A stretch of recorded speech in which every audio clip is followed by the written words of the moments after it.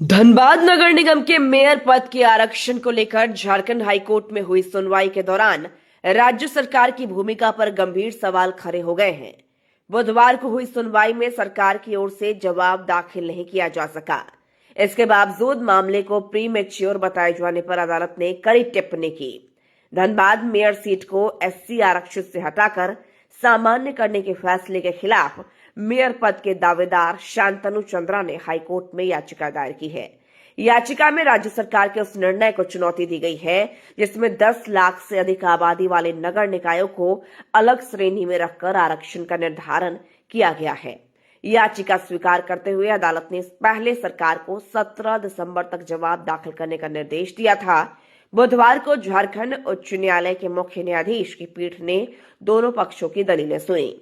सुनवाई के दौरान सरकार की ओर से यह कहा गया है कि अभी अंतिम रूप से कुछ तय नहीं हुआ है, लेकिन अदालत में सरकार द्वारा जवाब दाखिल न किए जाने पर नाराजगी भी जाहिर की गई। याचिकाकर्ता की ओर से अदालत को बताया गया कि यदि आरक्षण तय नहीं हुआ है तो चुनाव कराने की हड़बड़ी क्यों है, और यदि चुनाव की तैयारी हो चुकी है तो फिर मामले को प्रीमेच्योर बताना तर्कसंगत नहीं है।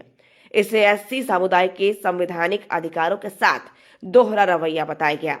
याचिका में यह भी कहा गया है कि संविधान के अनुच्छेद 243 ओ में नगर निकायों की श्रेणी पहले से निर्धारित है और सरकार द्वारा किया गया A/B श्रेणीकरण मनमाना एवं असंवैधानिक है।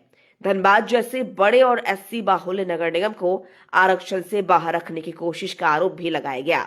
मामले की गंभीरता को देखते हुए हाईकोर्ट ने सरकार को 7 जनवरी तक अपना विस्तृत जवाब दाखिल करने का निर्देश देते हुए अगली सुनवाई की तिथि तय कर दी है। अदालत के इस रुख के बाद धनबाद नगर निगम के मेयर पद के आरक्षण को लेकर असमंजस की स्थिति बनी हुई है और सभी की निगाहें अगली सुनवाई पर टिकी हैं।